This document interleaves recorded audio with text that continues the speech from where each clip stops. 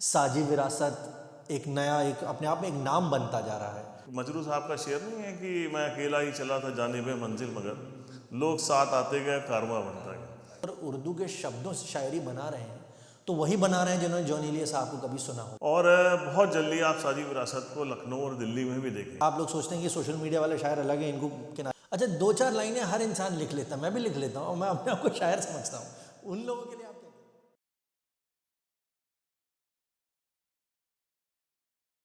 नमस्कार। साजी विरासत क्या है? साजी देखिए, आप इस वक्त बाराबंकी में हैं। जी।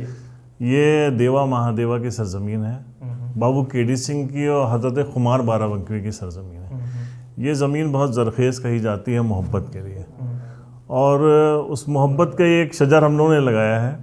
मिली जुली जो हमारी तहजीब है, कंपोजिट कल्चर है, उसको सींचने का काम कर रहे हैं। हमारी जो ज़बान है उसको फ़रोग़ देने का काम, एक कोशिश हमारी तंजीम कर रही है। जी। तो इसमें आपने कहाँ से आपके दिमाग में आया कि इसको आप शुरू करें और इसको चलाएं और इसको यहाँ तक ले आया? जी। आप जब बाराबंकी में एंटर होते हैं तो यहाँ पे एक मयूर विहार एक जगह पड़ती है। वहाँ पे एक छोटी सी मस्जिद है, अब तो आबादी हो गई। प्रतीक भाई, कुछ वक्त पहले वहाँ पे बिल्कुल बहुत सन्नाटा रहता था। लोग गुजरते थे और कोई राहगीर वहाँ पे मस्जिद में नमाज पढ़ लेता था। उस मस्जिद के बाहर एक होटल है कि राकेश भाई हैं उनका। तो एक बार मैं आ रहा था, वहाँ पे रुक गया किसी काम से, तो पता चला कि राकेश भाई सुबह आते हैं होटल अपना खोलने के लिए 7 बजे। पहले वो मस्जिद का दरवाज़ा खोलते हैं, उसकी सफाई करते हैं, पानी भर के रखते हैं कि जो लोग आएंगे उनके वज़ू के लिए, और फिर जब वो रात में होटल बंद करके जाते हैं तो फिर वही वो सब मस्जिद की सफाई करके बंद करके जाना, ये उनका रोज़ का काम था। तो मैंने देखा कि हिंदुस्तान एक इतनी खूबसूरत, मतलब ये तस्वीर आपको इंडिया में ही मिल सकती है हिंदुस्तान के अंदर। तो वहीं से मुझे लगा कि यार इस लाइन को आगे ले जाना चाहिए। और शेर व शायरी का शौक़ रहा, क्योंकि खुमार साहब के यहाँ से हमारी सरजमी उनकी है, तो इसलिए हम लोग ने साजी विरासत की शुरुआत की। मुशायरे होते हैं, ऑल इंडिया मुशायरा कवि सम्मेलन। उसके अलावा जैसे अब कोविड हुआ तो हमारी तंजीम के सारे लोग जुट गए, उसमें हम लोगों ने बहुत काम किया।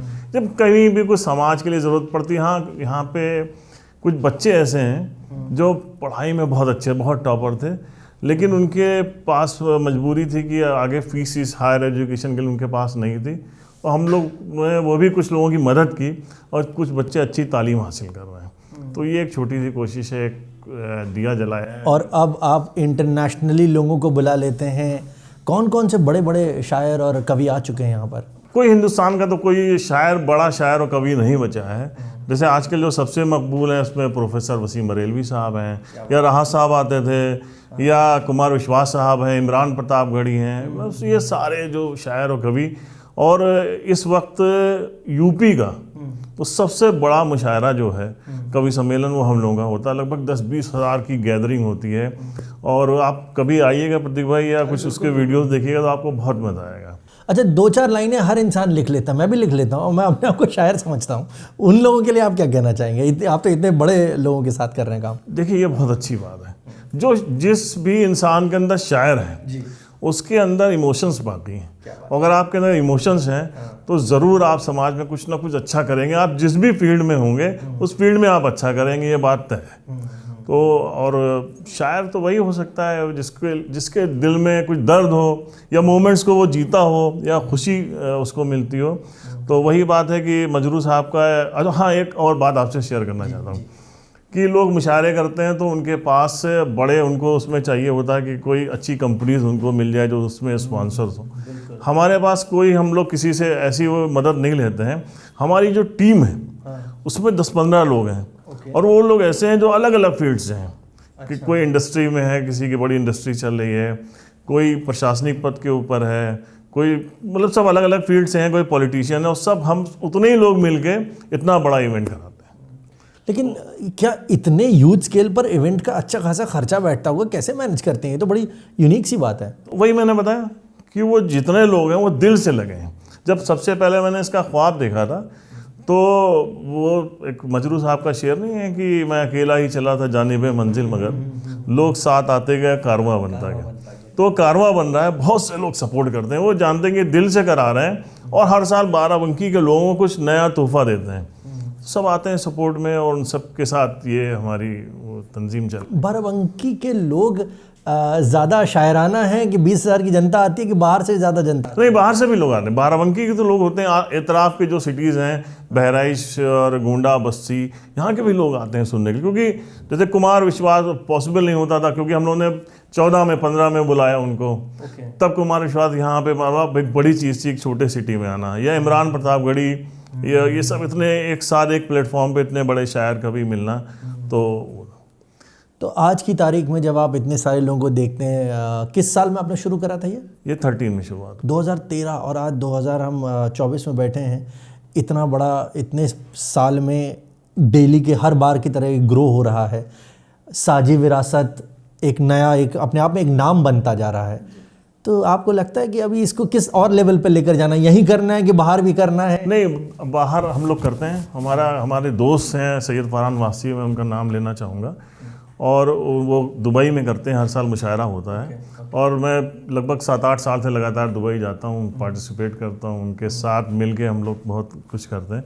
और ऐसे हमारे कई दोस्त इसी नाम से साझी विरासत? नहीं, वहाँ पर जश्न उर्दू के नाम से। हाँ, मैं वही जानना चाह रहा हूँ, साझी विरासत को आप बाहर कैसे लेकर जाते हैं? क्या प्लान है ऐसा कुछ लेकर जाने? बिल्कुल प्लान है। देखिए, साझी विरासत का एक चैनल है, तो यूट्यूब चैनल है, उस पर भी हम लोग जो पोस्ट करते हैं वो बहुत पॉपुलर होते हैं, वो भी चल रहा है, हमारी कोशिश है। और बहुत जल्दी आप साझी विरासत को लखनऊ और दिल्ली में भी देखेंगे जी। ये इरादा है हम लोगों का, और इस पर पूरी कोशिश चल रही है। तो आपके फेवरेट शायर?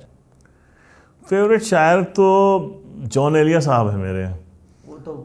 वो तो मेरे ख्याल है अपने आप में एक इंस्टीट्यूशन। इंडिया में भी बहुत सारे शायर जो है मेरे बहुत पसंदीदा शायर रहे हैं, जिसमें राहत साहब रहे हैं, वसीम साहब हैं, शमीम जयपुरी साहब रहे हैं। तो जॉन एलिया साहब तो आप जानते हैं कि मुझे लगता है कि अगर आज भी लोग उर्दू और उर्दू के शब्दों से शायरी बना रहे हैं तो वही बना रहे हैं जिन्होंने जॉन एलिया साहब को कभी सुना हो। हाँ, जॉन एलिया साहब एक मोहब्बत का मसीहा हैं, और उनकी शायरी क्या, मतलब हम तो आप सुन लीजिए कि वो जॉन एलिया साहब कहते हैं कि प्रतीक भाई कि हम तो वो हैं जो खुदा को भूल गए, हम तो वो हैं जो खुदा को भूल गए, मेरी जान तुम किस गुमान में हो। क्या तो उनका अंदाज जो है ना, वो सीधे यहाँ टच करता है। इसलिए जॉन एलिया जो है आज के जो यूथ है खास उसको बहुत मुतासिर करता। इसमें कुमार भाई का बड़ा रोल रहा है। कुमार विश्वास, अगर जॉन एलिया जब जिंदा थे तो उनको इंडिया में कोई नहीं जानता था, लेकिन कुमार भाई ने जब उनके शेर पढ़ने शुरू किए तो वो पॉपुलर हुए इंडिया में। अब तो सोशल मीडिया पे आप रोज़ उनकी देखते ही हैं आप। तो अभी आजकल के समय में जब शायरी लोग लिखते हैं, और बहुत सारे नए लोग हैं, इंस्टाग्राम में बड़े बड़े शायर हैं, और उनको उससे नया प्लेटफॉर्म भी मिल रहा है। आप लोग उनको भी प्लेटफॉर्म देते हैं, या आप लोग सोचते हैं कि सोशल मीडिया वाले शायर अलग हैं, इनको? नहीं, हम लोग हर साल 1-2 जो है वो यूथ जिनको सुनते हैं सोशल मीडिया से ही, उनको उठाते हैं और अपने प्रोग्राम में उनको मौका देते हैं। और मेरी कोशिश यही है, देखिए ये यूथ जो है ना, जो अभी सोशल मीडिया पे कच्ची पक्की शायरी कर रहे हैं, ये कल का फ्यूचर है। बस इनके अंदर ललक जगाने की ज़रूरत है। और उर्दू से वाकई जिसको प्यार हो जाएगा वो इंसान बन जाएगा, ये एकदम पक्की बात है। तो लोगों को, मैं नए बच्चे देख रहा हूँ जो गैर मुस्लिम बच्चे हैं, वो उर्दू सीख रहे हैं। मौलवी साहब उन्होंने लगा रखा है, पढ़ रहे हैं। एक्चुअली क्या है कि उर्दू में मिठास है। जैसे एक बहुत फेमस एक गाना है शकील बदायूनी साहब का, जहाँ था कि कोई सागर दिल को बहलाता नहीं, बेखुदी में भी करार आता नहीं। तो सागर कहते हैं शराब के प्याले को। अगर आप उसको सागर कह देंगे तो उसके माने ही ख़त्म हो गए ना, कि कोई सागर दिल को बहलाता नहीं, कोई माने ही नहीं हुए, सागर दिल को बहलाता। इसलिए बच्चे सीख रहे हैं, जो सीख के उर्दू बोल रहे हैं वो आप देख रहे हैं गज़ब ढा रहे हैं। अभी जब लोग लिखते हैं कुछ शायरी ऐसी हो जो दिल को छूती है, कुछ शायरी बड़ी हल्की सी भी लगती है। ये मेरा आपसे पर्सनल सवाल है, मैं खुद जानना चाहता हूँ, कभी कभी कुछ शायरी शब्द बड़े अच्छे होते हैं लेकिन वो दिल को नहीं छूती। देखिए, जो दिल को नहीं छूती हो, शायरी हो या फिल्मों के जो नगमे लिखे जा रहे हैं, वो ये है कि लेकिन समाज में एक्सेप्टेंस हुई है ना, चोली के पीछे क्या है, ये हमने एक्सेप्ट किया ना समाज में, तो वैसे ही है। लेकिन अभी भी लोग जो थोड़ा सा दिल से लिखेंगे तो दिल तक पहुंचेगा, ये है। अभी आप जब कुछ लिखते हैं तो आपके दिमाग में क्या आता है? किसी चीज़ को सोचते हैं? जैसे कभी कभी हम लिखते हैं तो हमको दिमाग में कोई ऐसी इमेज आ जाती है, एक छोटी। देखिए, हमारा क्या, हम तो जो भी लिखते हैं तो कोई शायर नहीं है, तो बस हम लोग कोशिश करते हैं। लेकिन जो भी लिखते हैं, तो देखिए आप जब लिखने से पहले आपके जहन में खाका बनता है, और मेरे जहन में जो खाका बनता है कि वो हमारी जो मिली जुली तहजीब है उसको बचाना है। हम इस देश को इतना खूबसूरत, जब भी यहाँ नफ़रत के बीज बोए गए हैं, इस ज़मीन ने उस शजर को उगल दिया है, फेंक दिया है, और यहाँ मोहब्बत के ही पेड़ लगे हैं। तो हमारी कोशिश वही, हम जो भी लिखते हैं वो मोहब्बत पे लिखते हैं, हमारा पैगाम यही है। और यही मोहब्बत ही हिंदुस्तान को हमेशा, जो इसकी एक इमेज पूरी दुनिया में रही है, यही इससे ही जीता जा सकता है, और दूसरी कोई चीज़ नहीं। और वो है भी कि ये दुनिया नफ़रतों के आखिरी मकाम पे है, मोहब्बत के सिवा इसका हल कोई भी नहीं। तो वही है प्रतीक भाई, मोहब्बत ही इसका हल है। जो परवेज भाई, इनको एक चीज़ और बताइए कि इतने सारे लोग हैं, शायर आते हैं, कभी शायरों के बीच कभी आपने देखा है कुछ झड़पोरी? देखिए इंसान है, शायर भी है ना, शायर भी होती ये मैं बड़ी आपसे वैसी चीज़ पूछ रहा हूँ, नॉट नथिंग अगेंस्ट शायर, लेकिन है इंसान है, कभी होती रहती। अब तो मुशायरों में मैं बिल्कुल खुल के कहता हूँ कि लॉबिंग है। शायर होते हैं, वो अपने लोगों को प्रमोट करते हैं। ये भाई एक ज़माने से चला आ रहा है अब, क्योंकि समाज में सब चीज़ें अब खुल गई हैं। मतलब कहते हैं ना कि बेशर्मी बढ़ी है, तो उसका हम सभी एक पार्ट बनेंगे। तो है ऐसा, थोड़ा सा है, लेकिन फिर भी तो चलता रहेगा ये सब चीज़। आपको आपकी फेवरेट शायरी जो आप हमेशा हर जगह कोट करते हो? देखिए वसीम साहब का गज़ल के कुछ शेर हैं कि उसूलों पर आ चाहे तो टकराना ज़रूरी है, जो ज़िंदा हो तो ज़िंदा नज़र आना ज़रूरी है, और सलीक़ा ही नहीं उसे महसूस करने का, जो कहता है खुदा है तो नज़र आना ज़रूरी है। बहुत खूब, बहुत खूब। थके हारे परिंदे, हम सब मेहनत करते हैं, थके हारे परिंदे जब रात को घर लौटें, सलीक़ेमंद शाखों का लचक जाना ज़रूरी है, और बहुत बेबाक आँखों में ताल्लुक़ टिक नहीं पाता, मोहब्बत में कशिश रखने को शर्माना ज़रूरी है। तो ये सब चीज़ें उस तरफ इशारा करती हैं कि हमारी जो एक संस्कृत है, हिंदुस्तान जिसको जीता आया है, हम उसको पकड़े रहेंगे तो कामयाब रहेंगे। हम ज़्यादा वेस्टर्न की तरफ जाएंगे तो दिक्कत पैदा होगी। शायरी अक्सर इंसान वो करता है, कहते हैं जिसका दिल नहीं टूटा वो शायर नहीं बन सकता। तो आप दिल तो मुझे लगता है कोई ऐसा होएगा ना जिसका ना टूटा हो। आप अपने बारे में बताएं। वो ये सबके साथ हुआ प्रतीक भाई, आपका भी टूटा होगा, हमारा भी टूटा होगा, तो ये तो ज़रूरी है। यही अब एक शायर है, नौजवान शायर, उनकी अगर शेर मुझे याद आ जाए पूरा, कि यही अपनी कहानी थी मियाँ पहले बहुत पहले, यही अपनी कहानी थी मियाँ पहले बहुत पहले, वो लड़की साला मिस कर रहा है, कोई बात नहीं, कोई बात नहीं, सॉरी, टेक योर टाइम, ऐसी कोई दिक्कत जी। हाँ, यही अपनी कहानी थी मियाँ पहले बहुत पहले, वो लड़की जहाँ हमारी थी बहुत पहले, मियाँ पहले बहुत पहले। रकीब आकर बताते हैं यहाँ तिल है वहाँ तिल है, रकीब आकर बताते हैं यहाँ तिल है वहाँ तिल है, हमें तो जानकारी थी मियाँ पहले बहुत पहले। तो ये सब है जो मतलब होता ना कि पूरी ज़िंदगी का जो फ़लसफ़ा होता है, शायर उसको कुछ चंद अल्फाजों में कह देता है, और इसीलिए वो दिल को लगता है। तो ये पूरी कहानी को अगर जैसे आपको एक पूरी कहानी है आपके सामने, उस कहानी को आपको क्या लगता है शायर 4 लाइनों में, 2 लाइनों में, 1 लाइन में, कैसे, क्या टैलेंट होता है शायर के अंदर कि वो इतना शॉर्ट में, क्रिस्प में बनाकर देता है? थॉट्स हैं, और शायर नहीं, शब्दों के भी तो एक अलग सा ज्ञान होना चाहिए। जितना आप मुताला करेंगे, स्टडी करेंगे, जितना पढ़ेंगे, जितना सुनेंगे, ये वही प्रोसेस है, जो आप जितना सुनते हैं उतना बाहर निकलता है। यानी कि एक अच्छे शायर को सबसे पहले पढ़ना चाहिए। बहुत ज़रूरी है, बिना पढ़े, और जब तक आप पढ़ेंगे नहीं तब तक तो फिर वो एक ये थॉट प्रोसेस आएगा नहीं। अल्फाजों का जादूगरी है, ये तभी आती है। कुछ जैसे खुमार साहब थे, मतलब कितनी उनसे बड़ा इस पूरे 100 सालों में कोई शायर नहीं हुआ जो इतने अल्फाज आसान लफ्ज़ों में शायरी कर दे। मतलब वो हर एक जो पान बेचने वाला है वो भी सुनने वाह वाह कर दे, या एक बहुत पढ़ा लिखा इंसान जो है वो भी कहे कि वाह क्या शेर कहें।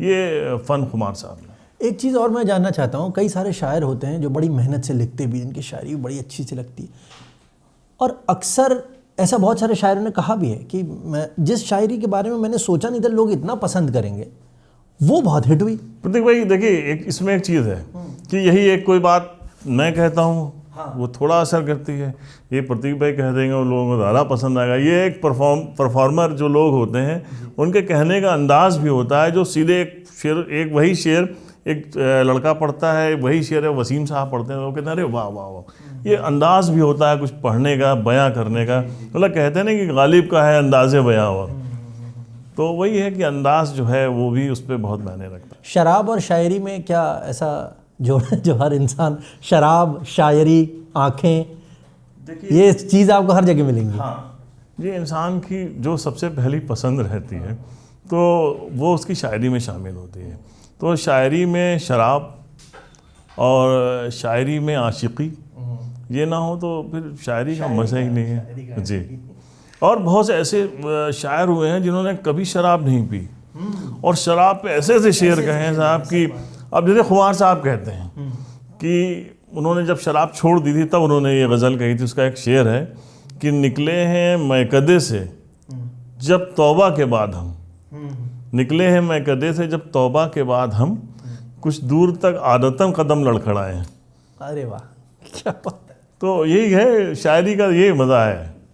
जिसको एक बार पसंद आ गई वो इसमें जीता है, वो तब आपको मज़ा। शायरी जब लिखते हैं तो कोई पर्टिकुलर टाइम होता है, मैं आपसे जानना चाह रहा हूँ, कोई पर्टिकुलर टाइम होता है जब आप सोचते हैं कि यार ये टाइम बेस्ट है लिखने का? अक्सर लोग रात में कहते हैं। प्रतीक, मैंने सुना है कि जो बड़े शायर जिनसे सुना है तो ये गज़ल कई कई दिन में होती है, उससे आप जद्दोजहद करते रहते हैं कि साहब यहाँ पे ये मिसरा है, ये बहर यहाँ पे आनी चाहिए, मीटर में आनी चाहिए। ये मीटर क्या होता है? मीटर ये होता है कि कोई भी जो आपके दो मिसरे हैं ना, दो मिसरे होकर एक शेर बनता है तो उसमें वो दोनों उसमें बराबर वज़न बराबर होना चाहिए। अब इसीलिए मैंने मीटर के बारे में पूछा, क्योंकि ज़रूरी नहीं है हर शायरी आजकल लोग मीटर पे लिखें। आजकल तो एक नया ट्रेंड ही चल गया आउट ऑफ मीटर लिखने का।